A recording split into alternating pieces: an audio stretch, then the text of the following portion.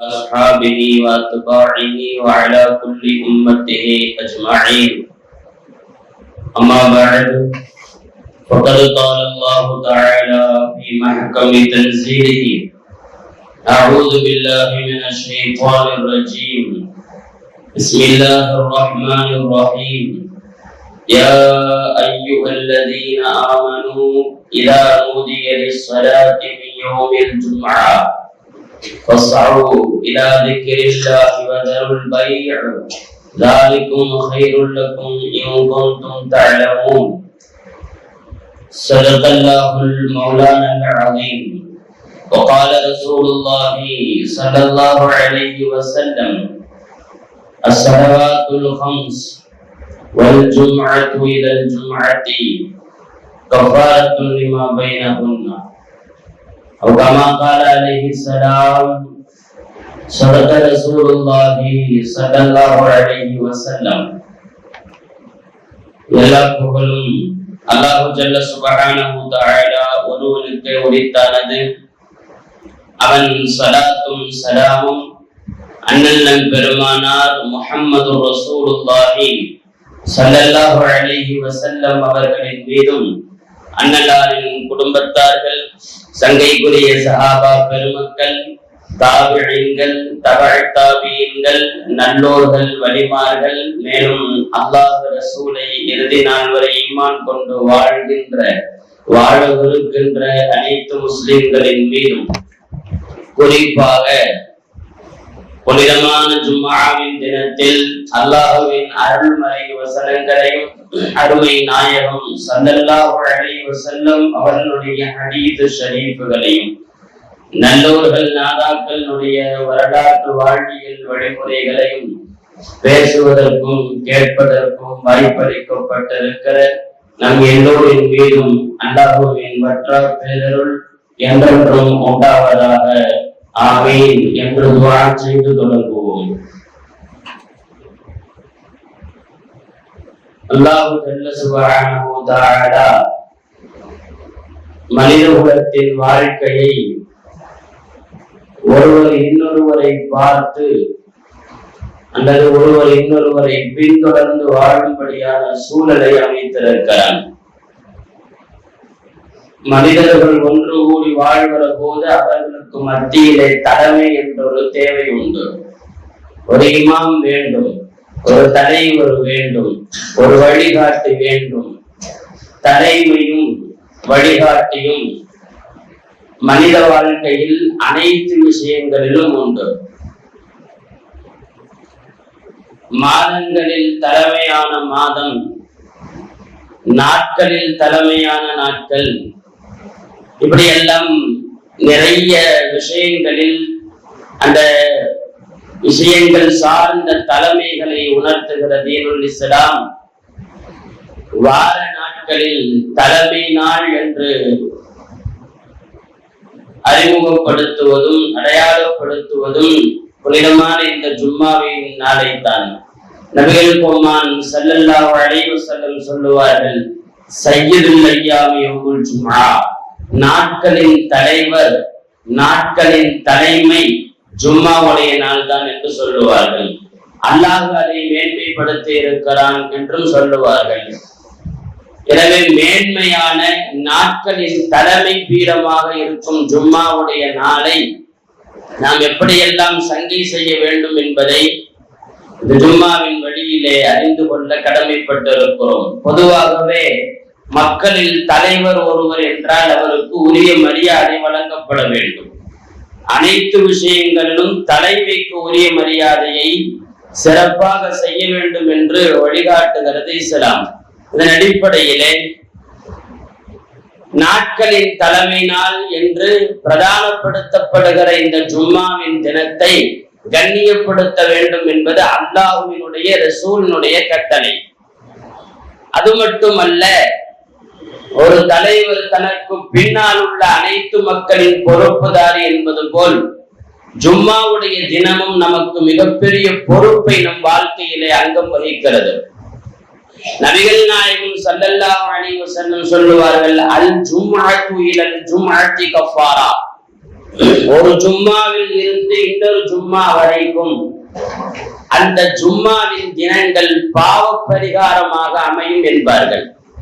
ஒரு ஜும்மாவில் இருந்து இன்னொரு ஜும்மா வரைக்கும் இடையிலே நடக்கிற பாவங்களுக்கெல்லாம் இந்த ஜும்மாவுடைய நாள், அந்த ஜும்மாவின் வணக்கங்கள் பாவ பரிகாரமாக, குற்ற பரிகாரமாக ஆகிவிடும் என்பதாக நபிகள் நாயகம் ஸல்லல்லாஹு அலைஹி வஸல்லம் அவர்கள் சொல்லுவார்கள். எனவே பிற நாட்களினுடைய அனைத்து பிரச்சனைகளுக்கும் தீர்வாக இந்த தலைவராக, தலைமையாக அல்லாஹ் இந்த நாளை அமைத்திருக்கிறார் என்கிற போது ஜும்மாவின் தினத்தில் கூடி கடைகிற நமக்கு சென்ற வாரத்தின் பட்டியலில் உள்ள அத்துணை பாவங்களையும் இந்த நாள் அழித்து அனுப்புகிறது என்ற அருமை பெருமைகளை புரிந்துணர்ந்து ஜும்மாவை அதற்குரிய மாண்புகளோடு நடத்த வேண்டும். கண்ணியத்திற்குரியவர்களே, ஒவ்வொரு சமூகத்திற்கும் வாரத்தின் ஒரு நாளை பெருநாள் போல் மகிழ்ச்சிக்குரிய, சந்தோஷத்திற்குரிய நாளாக அல்லாஹ் ஆக்கி வைத்தான். நமக்கு முன்னால் வாழ்ந்த சமூகங்களுக்கும் இது போன்ற நாட்கள் இருந்தது. ஆனால் இவ்வளவு அழகாக, இவ்வளவு பிரம்மாண்டமாக, பிரமிப்பாக இருந்ததில்லை. யூதர்களுக்கு சனிக்கிழமையை அல்லாஹ் புனிதப்படுத்தினான். சனிக்கிழமை அன்று அவர்கள் நல்லவன் செய்ய வேண்டும், அல்லாஹ் சொன்னவாறு விதிகளுக்கு உட்பட்டு இயங்க வேண்டும். நஸ்ரானிகளுக்கு அல்லாஹ் ஞாயிற்றுக்கிழமையை அவர்களுக்கு புனித நாளாக ஆக்கினான். முஸ்லிம்களுக்கு இடைப்பட்ட ஜும்மாவினுடைய நாளை அல்லாஹ் ஆக்கி வைத்திருக்கிறான். பெரியோர்கள் சொல்லுவார்கள், எல்லாருக்கும் பின்னால் வந்த சமூகம் நாம், ஆனால் எல்லோருக்கும் முன்னால் சொர்க்கம் செல்லும் சமூகமும் நாம் தான் என்று சொல்லுவார்கள். சனிக்கிழமையும் ஞாயிற்றுக்கிழமையும் அடுத்து நமக்கு புனித நாளாக, அதற்கு அடுத்த நாள் அல்லாமல் அதற்கு முந்தி உள்ள நாளை அல்லாஹ் தந்திருக்கிறான். இந்த சமூகத்தின் அத்துணை எட்டுக்களிலும் அல்லாஹ் இதை உயர்த்தி கண்ணியப்படுத்தியே இருக்கிறான். சனிக்கிழமையை முன்னால் வாழ்ந்த யூதர்கள், அவர்களுக்கு அப்பால் வாழ்ந்த நஸ்ரானிகளுக்கு ஞாயிற்றுக்கிழமை என்றால் அதற்கு முன்புள்ள வெள்ளிக்கிழமையை அல்லாஹ் நமக்கு புனித நாளாக கொடுத்திருக்கிறான். எங்கெல்லாம் கௌரவப்படுத்த முடியுமோ, எப்படியெல்லாம் சிறப்பு தர முடியுமோ அவைகளையெல்லாம் நாம் பெற்று அந்த சிறப்புகளை அடைந்தவர்களாக இருக்கிற போது இந்த நாளை பெருநாள் போல் குர்ஆனும் ஹதீஸும் சொல்லுகிறது. ஈதுல் உஸ்பூஇ என்று எழுதுவார்கள். வாரத்தின் பெருநாள். வார 7 நாட்களில் ஒரு நாள் பெருநாளாக நமக்கு அல்லாஹ் இந்த ஜும்மா நாளை அமைத்திருக்கிறான். அது மட்டுமல்ல, வேறு சில ஹதீசுகளில் காண கிடைக்கிற செய்தி, யஹ்தஃபிலுல் மலாயிகத்து பிஹி, ஜும்மாவின் நாளை மலக்குகளும் கொண்டாடுகிறார்கள், மலக்குகளும் பெருநாளை போல் அனுசரிக்கிறார்கள் என்று வருகிறது. இவ்வளவு அருமை பெருமைக்குரிய இந்த நாளின் மாண்புகள் ஹதீசுகளிலே வழிதோறும் நமக்கு கிடைக்கும். எந்த நாளுக்கும் இல்லாத ஒரு தயாரிப்பை, ஒரு ஆயத்தத்தை, ஒரு நற்குணத்தை, நல்ல நடத்தைகளை இந்த நாளிலே நாம் செய்ய வேண்டும். வாரத்திலே ஜும்மா அல்லாத மற்ற நாளுகளை எல்லாம் நாம ஒரு தொழுகை வருகிறோம், இன்னும் பிற தொழுகைகளை தொழுகிறோம். ஆனால் இவ்வளவு அழகான தயாரிப்போடு என்பது ஜும்மாவுக்கு மட்டும்தான். ஜும்மாவுடைய நாளில நபிகள் நாயகம் ஸல்லல்லாஹு அலைஹி வஸல்லம் இப்படியெல்லாம் செய்து அந்த நாளை கண்ணியப்படுத்துங்கள் என்று சொல்லிய விதத்தில் நாமெல்லாம் அறிந்த விஷயம், ஜும்மாவிற்காக குளிக்க வேண்டும். ஹதீசுகளிலே இமாம்கள் சுன்னத்தே முஅக்கதா என்றும், வேறு சில இமாம்கள் வாஜிபான குளிப்பு என்றும் சொல்லுகிறார்கள். ஜும்மா அன்றைக்கு குளித்தாக வேண்டும், இருப்பதிலேயே நல்ல உடை உடுத்தியாக வேண்டும், எண்ணெய் தேய்க்க வேண்டும் அல்லது நறுமண பொருள்கள் பூச வேண்டும். ஜும்மாவுக்கு வருகிற போது கம்பீர நடையோடு அற்புதமாக, அழகாக அல்லாஹ்வினை தியானத்திற்கு செல்கிறோம் என்று உற்சாகமாக வர வேண்டும். ஜும்மாவிற்கு வருபவர்கள் கொஞ்சம் காலதாமதம் இல்லாமல் விரைந்து வந்து விட வேண்டும். ஜும்மாவில் பயானில் கலந்து கொள்வது பிரத்யேகமானது. மற்ற நாட்களில் தொழுகைக்கு வருகிறோம், தொழுகைக்கு வருகிறவர்கள் இந்த காரியங்களை எல்லாம் செய்ய வேண்டும். ஆனால் ஜும்மாவில் மாத்திரம் காலதாமதம் இல்லாமல் சீக்கிரம் வா என்று குர்ஆனும் ஹதீஸும் கூப்பிடுவது பிரதானமாக பயான் கேட்பதற்குத்தான். வந்து இமாம் கொத்துபா ஓதுகிற போது, இமாம் பயான் செய்கிற போது அந்த சொல்லுகிற விஷயத்தை காது தாழ்த்தி செவிதாழ்த்தி ரொம்பவும் பயபக்தியோடு கேட்க வேண்டும். தொடர்ந்து ஹதீசுகள்ல அதனுடைய ஒழுங்கு நடவடிக்கைகள் குறித்து பேசப்படுகிறது. அமைதியோடு இருக்க வேண்டும், பயானை கேட்க வேண்டும், ஸலவாத்துகள் அதிகம் ஓத வேண்டும், குர்ஆன் ஷரீஃபினுடைய கஹ்ஃப் சூரா போன்றவைகளை ஓதி அல்லாஹ்விடத்திலே பாதுகாப்பு தேட வேண்டும், நிறைய துஆ செய்ய வேண்டும் என்றெல்லாம் ஜும்மாவின் நாளின் பட்டியல்களில் செய்யும் ஒழுங்கு நடவடிக்கைகள் நீள்கிறது. ஜும்ஆ போல இந்த பிற சமூகத்திற்கு இவ்வளவு அழகாக இந்த நாளை சிறப்பிக்கப்படவில்லை என்பதும், அவர்கள் அந்த நாளை உரிய மரியாதை தரவில்லை என்பதும் தான் உண்மை. 14 நூற்றாண்டுகள் கழித்தும் ஜும்மா இன்றைக்கும் அல்லாஹ் அதை மிகச் சிறப்பாக உள்ளத்திலே உயர்ந்த இடத்தை கொடுத்து வைத்திருக்கிறான் அல்லவா.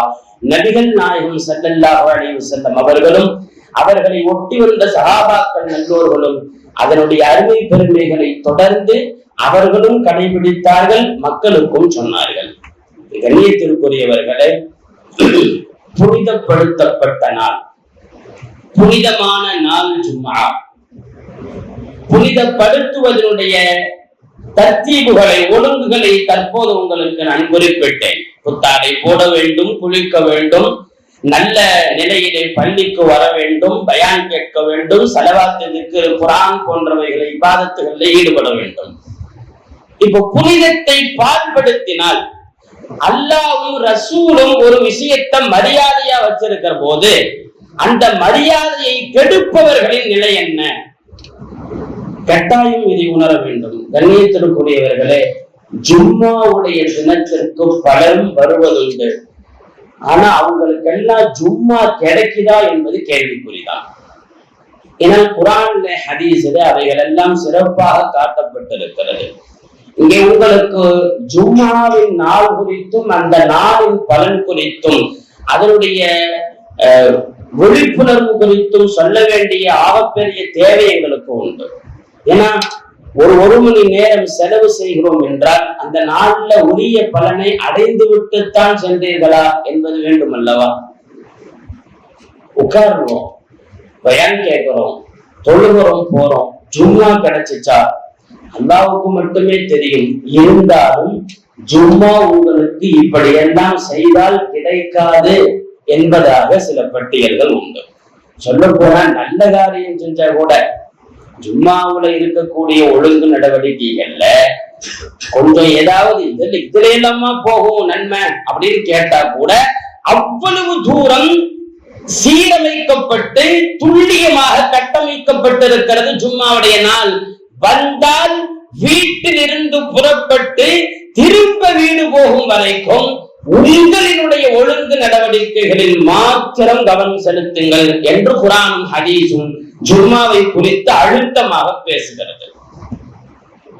நான் அதற்கு முன்னால் இந்த நாளினுடைய அருமை புரியாமல், ஜும்மாவுடைய அருமை புரியாமல், அல்லாஹ் புனிதப்படுத்தியவைகளின் அருமை புரியாமல் நடந்து கொள்வதால் ஏற்படும் விளைவுகளையும் விபரீதங்களையும் உங்களுக்கு சொல்லிவிடுகிறேன். சனிக்கிழமை யூதர்களுக்கு புனித திருநாள் அல்லவா. சனிக்கிழமை அன்னைக்கு அவங்களுக்கு என்ன அல்லாஹ் கொடுத்திருந்தா வேலைன்னா, சில பனு இஸ்ரவேலர்கள்ல மீனவர்கள் இருந்தார்கள். சனிக்கிழமை நாள் அன்றைக்கு பனு இஸ்ரவேலர்களுக்கு மீன் பிடிக்க போகக்கூடாது என்று தடை. மீன் பிடிக்க போகக்கூடாது. ஆனால் பொதுவாகவே பெரியோர்கள் சொல்லுவார்கள், அல் இன்சான் ஹரிசுன் ஃபீமா முனிஅ, தடுக்கப்பட்டதில் தான் மனிதன் பேராசை கொள்வான். இந்த நம்ம சொல்லுவோம் இல்லையா, எதை வேணாங்கிறோமோ அதை வேணுவேன்னு செய்யறதுன்னு, அந்த மாதிரி அல்லாஹ் எதை வேணானானோ அதுலதான் அவனுக்கு வேண்டியது சிலதெல்லாம் இருக்கும். ஆனா சோதனையே அதுதான். அல்லாஹ் வேணான்ட்டான், நமக்கு வேண்டியது இருந்தாலும் பக்கமே போகக்கூடாது. அதுதான் நியதி, அல்லாஹ்வுடைய சோதனை. சனிக்கிழமை அன்னைக்கு மீன் பிடிக்க போகாத. ஆனா பாருங்க நிலைமை, சனிக்கிழமை அன்னைக்குத்தான் மீன்கள் எல்லாம் முன்னால வந்து கரை வரைக்கும் வந்து எகிரி குதித்து விளையாடுமா. இவனுக்கு சனிக்கிழமை நாள் தடை போட்டோன்னு கொஞ்ச நாள் போகாம இருந்தாங்க. மீன்கள் எல்லாம் அன்றைக்கு பார்த்து முன்னாடி வந்து விளையாடுறத பார்த்த உடனே ஒரு சில மேதாவிகள் இருப்பாங்க இல்லையா, இப்படித்தானே செய்யறோம் அப்படி செய்யல. சில பேர் எல்லாம் சொல்றது இந்த விளையாட்டா, அதாவது பன்றி மாமிசத்தை சாப்பிடக்கூடாது, பன்றியுடைய மாமிசத்தை சாப்பிடக்கூடாது.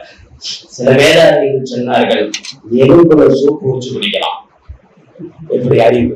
அல்ல, பன்னியுடைய மாமிசத்தை சாப்பிடாதுன்னு சொன்னா மாமிசம் தான் சாப்பிடக்கூடாது, எலும்புல சூப்பு வச்சு குடிக்கலான். அங்கிருந்து ஒரு பெரிய அறிவுபூர்வமான கருத்தை எடுத்து உலகத்துக்கு ஸ்ப்ரெட் பண்றான். இப்படி எல்லாம் இருக்கிற மாதிரி எல்லா சமூகத்திலையும் சில பேர் இருக்கத்தான் செய்வான். சனிக்கிழமை மீன் பிடிக்க போகக்கூடாது, தடை உத்தரவு. எல்லாரும் பயந்தாங்க. நேரடியா பனு இஸ்ரவேலர் சமூகத்துல அல்லாஹ்ட்ட நேரடியா பேசுற நபியில இருந்தாங்க மூசா அலைஹிஸ்ஸலாம். அப்போ தடை வந்ததற்கு பிறகு கொஞ்சம் பாதுகாப்பா இருந்த ஆளுகள்லாம் சில பேர் இருக்க. இந்த நான் சொன்ன மாதிரி மேதாவிகள்லாம் சில பேர் என்ன பண்ணா, ஒரு சில பேர் போய் கம்ப நட்டலாம். சனிக்கிழமை அன்னைக்கு அந்த பக்கம் போறவனையே ஒரு மாதிரியா பார்த்த நிலைமையில சில பேர் தைரியமா போய் கம்ப நட்டி வலைய மட்டும் விரிச்சு விட்டு வந்தான். வேற சிலர் பயந்துட்டு கேட்டாங்க, அடே அல்லாஹ் போவேனான்னு தடை போட்டுருக்கிறான், இப்படி போய் அநியாயம் பண்ணிட்டு வரைய அடுக்குமான்னு கேட்ட உடனே, ஏன்னா வந்துச்சுன்னா எல்லாருக்கும் விபரீதம். ஒருவேளை அல்லாஹ் தண்டிக்க ஆரம்பிச்சா செஞ்சவன் செய்யாதவன் எல்லாருக்கும் சேர்ந்து தண்டனை வந்துடும். அதுக்கு பயந்து சில பேர் கேட்டாங்க, அல்லாஹ் தடுத்து வச்சிருக்கிறான், நீ வாட்டுக்கு போய் இப்படி ஒரு அட்டுவயம் செஞ்சுட்டு வரையணும்னா வேகமா பதில் சொன்னானா, நான் மீன் பிடிக்கல, வெறும் வலையை மட்டும்தான் விரிச்சுட்டு வந்திருக்கேன். அது விவரங்கள் தாரிகளே தப்சீர்கள்ல வரக்கூடிய செய்தி இது. நீங்க குரான்ல போய் சனிக்கிழமைக்காரங்கன்னு பாத்தீங்கன்னாவே தெரியும். அல்லாஹ் குரான்ல சொல்ற அஸ்ஹாபு சபத், சனிக்கிழமைக்காரர்கள்னே அவங்களுக்கு பேர் உண்டு. அப்படி வலையை கட்டி போட்டு வந்துட்டான். கொஞ்ச நாள் பார்த்தாங்க, சில பேருக்கு முன்னாடி சில பேர் செய்யும் போது பயமாத்தான் இருக்கும். அவன் செஞ்சு ஒண்ணு ஆகலைன்னா இவனும் செஞ்சிருவான். காபத்துல்லாஹ் ரசூல் ஸல்லல்லாஹு அலைஹி வஸல்லம் காலத்துல இடிக்கணும், இடிச்சுட்டு நல்ல வேலைதான், இடிச்சுட்டு கட்டதான் போறாங்க. ஆனா இடிக்கணும்னு முடிவெடுத்தாங்க கூடி எல்லாரும். யாரு இடிக்கிறதுங்கிறதுல பயம். காபத்துல்லாஹ் தொட்டு இவங்களுக்கு ஏதாவது வந்துருச்சுன்னா முடிவெடுத்து எல்லாம் ஓகே பண்ணி, ஏன்னா வெள்ளம் எல்லாம் கொஞ்சம் சிதலமாயிருச்சு, காபாவை எடுத்து கட்டணும். நல்ல முடிவுதான் எடுத்தார்கள். ஆனா இடிச்சா யாருக்காவது பிரச்சனை வருமோன்னு ஒருத்தரும் போல. கடைசியில மக்காவினுடைய ஒரு பெரியவர் வலீத் இப்னு முகீரா, அவரு போய் அந்த ஆளு கடப்பாறை வச்சு முதல்ல காபாவை இடிச்சுட்டு கொஞ்ச நேரம் நின்னாரு. எல்லாரும் பார்த்தாங்க, வலீதுக்கு ஒண்ணும் ஆகல. அப்புறமா சில பேர் போய் தான் இடிச்சாங்க, அதுக்கப்புறம் நல்லா கட்டினாங்க. அந்த மாதிரி இவன் போய் கட்டி அடுத்த நாள் இவங்கள, அதாவது ஞாயிற்றுக்கிழமை என்னைக்கு மீன் பிடிச்ச ஒண்ணு ஆகலைன்னா இவன் கூட சில பேர் சேர்ந்துட்டு செய்ய ஆரம்பித்து விட்டார்கள். அதுலயும் வேணாம் வேணான்னு தடுத்து கொண்டிருக்கிற சில பேர் இருந்து கொண்டுதான் இருக்கிறார்கள். இப்ப என்ன பிரச்சனைனா, அவனுக்கு ஒண்ணு ஆகலைன்னு இவர்களும் பயத்தை விட்டு விட்டார்கள். அல்லாஹ்வுடைய தடை ஒன்று வந்திருக்க, ஒரு நாளை புனிதப்படுத்துங்கள் என்று இருக்க, அதை செய்யாமல் இருக்கிற போது என்ன நிகழும் என்பதை நான் உங்களுக்கு குறிப்பிடுகிறேன். சனிக்கிழமை நாள் இவனுக்கு மீன் பிடிக்கிறதுனால எதுவும் ஆகலை என்று நினைத்து இருந்ததால் ஒரு நாள் அல்லாஹ் பிடிச்சான். எங்கடா இந்த ஆளுகளை, குறிப்பிட்ட நபர் மட்டும் சனிக்கிழமையான மீன் பிடிக்க போவான், அவனுங்க எல்லாம் ஆளை காணணும். கொஞ்ச நேரம் தேடிட்டு வீட்டை தொடர்ந்து பார்த்தா அத்தனை பேர் குரங்காய உட்காந்துருக்கான். நான் ஏதோ கற்பனை செய்திகளை புராண கதைகள் எல்லாம் சொல்லல, ஊர்ஜிதமாக திருக்குறானை எடுத்து நிரூபிக்கும்படியான செய்திகள் திருக்குறானில் இடம்பெற்றிருக்கிறது. மோசமான நிலைக்கு அல்லாஹ் ஒரு குரங்காக மாற்றிவிட்டான். அத்தனை பேரும் குரங்கா உட்கார்ந்து இருக்கான் கவலைப்பட்டு. கண்ணியத்திற்குரியவர்களே, நான் சொல்ல வருகிற செய்தி, ஜும்மாவுடைய நாள் புனிதம் தாருங்கள் என்று சொன்னது அல்லாஹ், புனிதப்படுத்துங்கள் என்று சொன்னது அல்லாஹ். சபத்து சனிக்கிழமை நாள் புனிதப்படுத்துங்கள் என்று சொன்னது அல்லாஹ். புனிதத்தை தவறவிட்டதால் தண்டித்ததும் அல்லாஹ். அவர்களை எல்லாம் குரங்காக அல்லாஹ் உருமாற்றி விட்டான். நான் ஜும்மாவின் நாளுக்கு வருகிறேன். ஜும்மா குறித்து மட்டும் தான் தொழுகையில் கவனமோடும் பயான் கேட்பதில் கவனமோடும் இருப்பதை பற்றி மிக உறுதியாக சொல்லப்படுகிறது. மற்ற நாளுடைய தொழுகைய வாங்கு சொல்லி கூப்பிடுறதை பற்றி குர்ஆன்ல பெருசா பேசப்படுவதில்லை. நான் ஒரு செய்தி சொல்லுகிறேன், கேட்டுக்கொள்ளுங்கள். எல்லா நாளுக்கும் எல்லா தொழுகைக்கும் பாங்கு சொல்றாங்க இல்லையா? பாங்கு தொழவா என்பதுதானே அழைப்பு. குர்ஆன் ஒரு நாளுடைய பாங்கை மட்டும் தான் சொல்லுகிறது. யா அய்யுஹல்லதீன ஆமனூ இதா நூதிய லிஸ்ஸலாத்தி மின் யௌமில் ஜும்ஆ, ஜும்மாவுடைய நாளில் உங்களுக்கு தொழவாருங்கள் என்று பாங்கு சொல்லி அழைக்கப்பட்டால், வேற குர்ஆன் இல்ல லுஹருக்கு வா, அஸ்ருக்கு வா, வியாழக்கிழமை மக்ரிபுக்கு வா அப்படின்னா இல்ல, ஜும்மாவின் நாளில் தொழவா என்ற உங்களுக்கு அழைப்பு விடுக்கப்பட்டு வாங்கு சொல்லப்பட்டால் அல்லாஹ்வை நினைப்பதற்கு விரைந்து வாருங்கள் என்று சொல்லுகிறது இஸ்லாம். நான் சொல்லதை சாதாரணமா நீங்க புரிந்து கொள்ளக்கூடாது. நீங்கள் சனிக்கிழமைக்காரர்களை ஞாபகத்தில் வைத்துக் கொண்டு ஜும்மாவை நீங்கள் யோசியுங்கள். அல்லாஹ் 5 நேரம் ஒரு நாளைக்கு தொழுகையை கடமையாக்கிய ரப்பு மற்ற நாளின் தொழுகை குறித்தோ அதற்கான அழைப்பு குறித்தோ இல்லாத குர்ஆனிலே ஜும்மா நாளின் அழைப்பை மாத்திரம் பேசுகிறான் என்றால், மற்ற நாள் தொழுகைகளுக்கு கூட முன்ன பின்ன வரலாம், சேர்ந்து கொள்ளலாம், தாமதமானால் எழுந்து தொழலாம், எல்லா சட்டமும் இருக்குது. ஜும்மாவுடைய நாளில சீக்கிரமான அல்லாஹ் ஏன் சொல்றான்? மத்த நாள் லொஹருக்கு 4 ரக்காத்தா, கொஞ்சம் இகாமத்து சொல்லியும் லேட்டா வந்து 3 ரக்காத்து போய் கடைசியில சேர்ந்துக்கிட்டா எந்திரிச்சு தொழுது 3ஐயும் பூர்த்தி பண்ணா ஜமாத்து கிடைச்சிருச்சுதான். கடைசியில ஒரே ஒரு ரக்காத்துக்கு வந்தோம், ஜமாத்து கிடைத்து விட்டது. மீதி 3ஐயும் தனியா தொழுதுங்க. ஜமாத்துடைய ஃபதுல் கிடைச்சிரும்னா இமாம்கள் எழுதுறாங்க. ஜும்மாவுக்கு சீக்கிரவான்னு சொல்றது அல்லாஹ். ஏன் சொல்லுங்க? சீக்கிரம் வான்னு கூப்பிடுறது அல்லாஹ். எதுக்கு சீக்கிரம் வரணும்? ஏன்னா ஜும்மா அன்று மட்டும்தான் உரை நிகழ்த்தப்படுகிறது, குர்ஆன் பேசப்படுகிறது, ஹதீசுகள் சொல்லப்படுகிறது, வாழ்க்கையின் வழிகாட்டல்களான குர்ஆனும் ஹதீஸும் பேசப்படுகிற இந்த சபைக்கு விரைந்து வாருங்கள் என்று அழைப்பு கொடுப்பது அல்லாஹ். ஜும்மாவை இப்படி ஆக்குனதும் ரப்பு. ஆனால் இன்றைக்கு கடைசி வரைக்கும் அதுவும் வெறுமைக்கு போட்டதை ரொம்ப சௌகரியமாக எடுத்துக்கொண்டு ஹுத்பா படியில ஏறி, நமக்கு கூட சில நேரத்துல மறந்தாலும் இப்படி தாமதமாக ஒருவரின் சிந்தனையில இருக்கும், கடைசியில சொல்லக்கூடிய வார்த்தை ஐபாதல்லாஹ் ரஹிமகுமுல்லாஹ் அப்படின்னு சொல்லி முடிக்கும் இல்லையா? அந்த வார்த்தை வந்த நேரத்துல கிளம்புறது வீட்டில இருந்து. எவ்வளவு மோசமான விஷயத்தை கையாளுகிறோம். இருக்கா இல்லையா? நினைத்து பாருங்கள். கண்ணியத்திற்குரியவர்களே, தங்கனால ஜும்மாவுக்கு பாங்கு சொல்லி அதற்கு பிறகு கிளம்பி பயான் நிகழ்ச்சியில இருந்து ஜும்மாவின் முடிவு வரைக்கும் கலந்து கொள்ளும்படியான எல்லா சௌகரியங்களும் உள்ள ஒருவரை இந்த தப்பை செய்வார், செய்து கொண்டுதான் இருக்கிறார். பக்கத்தில் இருப்பார்கள். ரொம்ப கஷ்டமாக காலதாமதம் ஏற்படுற அளவுக்கு பயணம் பண்ணி வர்ற அளவுக்குன்னா இல்ல இல்ல மொக்குக்கு இன்னைக்கு பள்ளிவாசல் இருக்கிறது, அத்துணை பள்ளிவாசல் ஜும்மா பள்ளிவாசல் தானே. ஒரு காலத்துல எல்லாம் வந்து வக்து பள்ளி தனி, ஜும்மா பள்ளி தனி. அங்கங்க தெருவுக்கு வக்துக்கு தொழுதற்கு பள்ளி இருக்கும், ஜும்மா ஒரே பள்ளியில தான் நடக்கும். இன்னைக்கு வக்து எல்லா மூலையில கட்டப்படுற பள்ளியிலையும் ஜும்மா நடக்கிறது அல்லவா? ஆனா எல்லா பள்ளியிலையும் ஜும்மா பயான் தொடங்கும் போது ஹக்காக சொல்லுங்கள், அத்தனை ஜமாத்துல தொழுகையில கலந்து கொள்ற கூட்டம் இருக்குதா? இதுல இன்னொரு விஷயம் என்ன தெரியுமா? இந்த அஜத்து பயான இழுக்கிறாரு. ஒரு 5 நிமிஷம் கூட ஆயிட்டா இவர் எப்ப போனாலும் சுகர் இருக்கு, எங்களுக்கு பிரஷர் இருக்கு, நாங்கெல்லாம் நோயாளிங்க, இவரு வாட்டுக்கு இவரு பேசினா எங்களுக்கு ஏதாவது வந்தா என்ன பண்றதுன்னு சொல்லி எல்லா பள்ளியும் அஜர்த்து மேல தூக்கி போடுறது. சும்மாவே நீங்க கேட்கணுங்கிறதுக்கு தானே.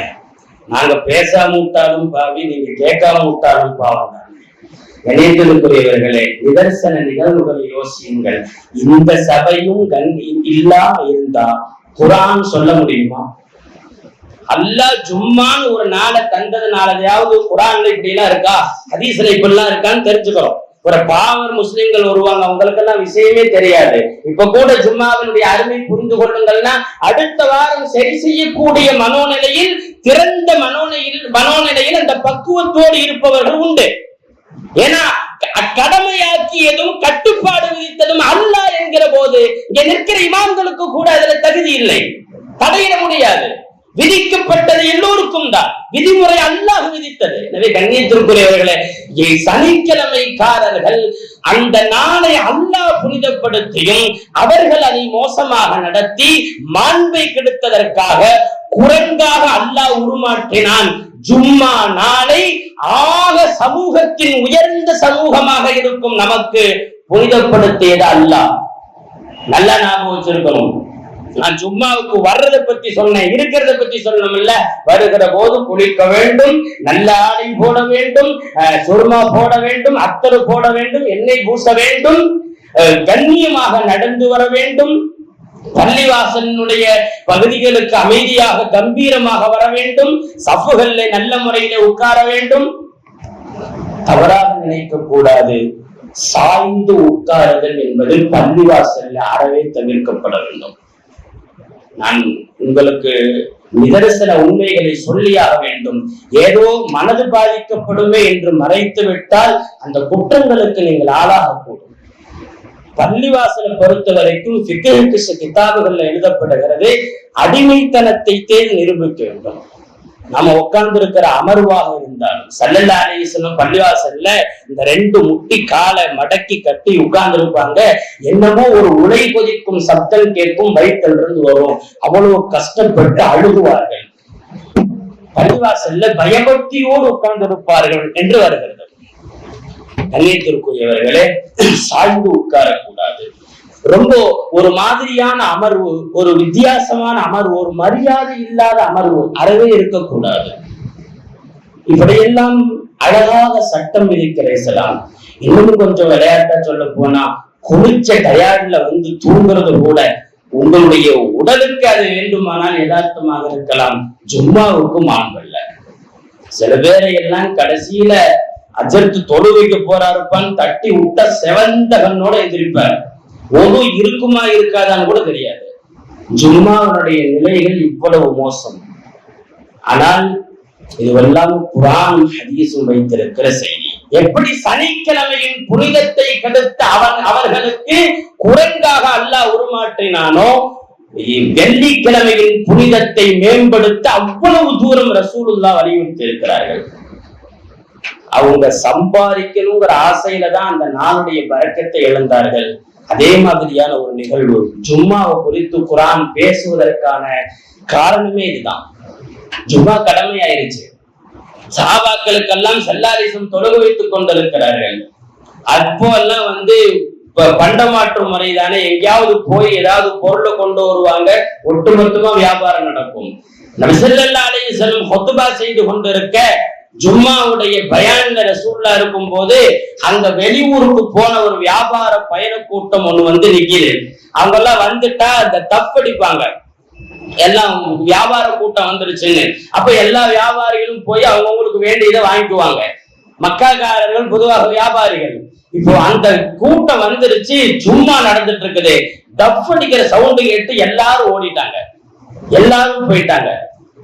நபி ஸல்லல்லாஹு அலைஹி வஸல்லம் 12 பேர் மட்டும் இருந்தார்கள். ஜும்மா முடிகிறது. ஸல்லல்லாஹு சொன்னாங்க, இந்த 12 பேர் இல்லாம எல்லாரும் போயிருந்தா அந்த இடமே கருகி போயிருக்கும், அல்லாஹ் நெருப்பால அடிச்சிருப்பாங்க. நினைத்து பாருங்கள். எல்லா ரசூலுல்லாஹ் நமக்கு இடையில வந்து துஆ செஞ்சிருக்கிறாங்க, ரப்பே என் மக்களை உருமாத்திறாரு.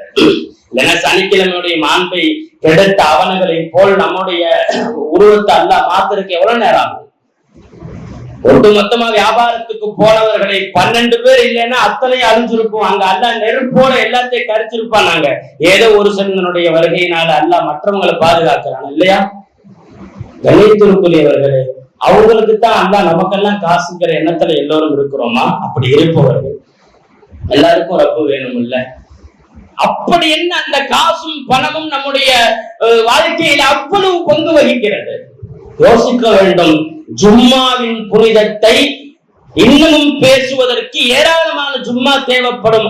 அத்துணை அருகல் நிறைந்த இந்த ஜும்மாவை நாம இப்படி எப்படி வைத்திருக்கிறோம் என்பதை உங்கள் கவனத்திற்கு தருகிறேன். ஜும்மா, அந்த ஜும்மால உட்கார்ந்துட்டா பக்கத்துல யாராவது எதையாவது நோண்டிட்டு இருந்தா கூட சும்மா எதுவும் சொல்லக்கூடாது. யாராவது கல்லையோ எதையோ அப்பெல்லாம் மண் தரதானே, கற்களை இப்படி நோண்டி கொண்டிருக்கக்கூடியவர்களிடத்துல இப்படி பண்ணாத சும்மா என்று யாராவது பக்கத்துல இருக்கிறவங்க சொன்னா ரசூல் ஸல்லல்லாஹு அலைஹி வஸல்லம் சொல்றாங்க, சொன்னவங்க சும்மா போயிடும். யாரு தடுத்தாரோ பக்கத்து லகா, அவருடைய சும்மா போயிருங்கிறாங்க. அப்ப விளையாண்டவருடைய சும்மா யோசித்து பாருங்கள். இங்க வந்தா நாம மட்டும்தான், அடுத்தவங்களுடைய விஷயத்துல கூட மஹ்ஷர் மாதிரி உட்கார்ந்து இருக்கணும். மஹ்ஷர்ல இன்னொருத்தர் கேள்வி கேட்டா அல்ல நான் பக்கத்து வீட்டுக்காரன் தான் சொல்றேன்னு சொல்ல முடியுமா? ரப்பிட்ட போய் அது மாதிரி இருக்க சொல்கிறார்கள். பக்கத்துல உட்கார்ந்து இருக்க ஒரு விளையாண்டா கூட விளையாடாதே என்று சொன்னால் இவர் சும்மா போய்விடும். அப்படி ஒரு சுய பாதுகாப்போடு சுய கட்டுப்பாடோடு இருக்க வேண்டிய சும்மா. யோசித்து பாருங்கள். செவற்றில் சாய்ந்து உட்காருகிறோம், தூங்கி விழுகிறோம், எழுந்து செல்கிறோம், என்னென்னவோ செய்கிறோம். ஜும்மா பாழாய் போவதற்கான விஷயங்கள் இதெல்லாம். இதெல்லாம் குர்ஆனும் ஹதீஸும் எடுத்து வைக்கிற செய்தி என்பதால் உங்களிடத்திலே நான் ஒப்படைக்கிறேன். கண்ணியத்திற்குரியவர்களே, அல்லாஹ்வுடைய பள்ளி அடிமைத்தனத்தை நிரூபிக்க வேண்டும். ஜும்மாவுடைய நாள் அல்லாஹ் மாண்பாக்கிய நாள் என்ற மரியாதையோடு அமர வேண்டும். உட்கார்ந்து செல்லும் ஒரு மணி நேரத்தில் அல்லாஹ்வின் அந்த அருள்களை எல்லாம் பெற்றுக்கொண்டு போக வேண்டும். அப்படி ஒரு மனோநிலையில் தான் வர வேண்டும். எனவே கண்ணியத்திற்குரியவர்களே, திரும்ப அழுத்தமாக ஒரு செய்தி சொல்கிறேன். வேறு எந்த நாளைக்கு சீக்கிரமான குர்ஆன் கூப்பிடல. ஜும்மாவுக்கு உங்களை சீக்கிரம் வா என்று குர்ஆன் அழைக்கிறது என்றால் பயான் கேட்கறதுக்கு தான். அதையும் உங்களுடைய கையிலே ஒப்படைக்கிறேன். ஜும்மாவின் நாளை இன்ஷா அல்லாஹ் வருகிற ஜும்மாவிலிருந்து அதனுடைய மாண்புகளை உரிய முறையில் கொடுத்து அல்லாஹ்விடத்தில் மரியாதைக்குரியவர்களாக பேரெடுக்கும் நன்மக்களாக அல்லாஹ் நம்மை ஆக்குவானாக. நம் சந்ததிக்கும் அதை பதிக்கும் மக்களாக ஆக்குவானாக. ஜும்மாவின் தினத்தில் என்ன ஒழுங்குகளோடு இருப்பதை அல்லாஹ் பார்த்து ரசிப்பானோ அந்த ஒழுங்குகளோடு இருக்கும் நட்பாக்கியவான்களாக அல்லாஹ் நம் எல்லோரையும் ஆக்கி அருள்வானாக என்று துஆ செய்து நிறைவு செய்கிறேன். ஆமீன். வாஹிர் தஅவானா அனில் ஹம்துலில்லாஹி ரப்பில் ஆலமீன். அஸ்ஸலாமு அலைக்கும் வரஹ்மத்துல்லாஹி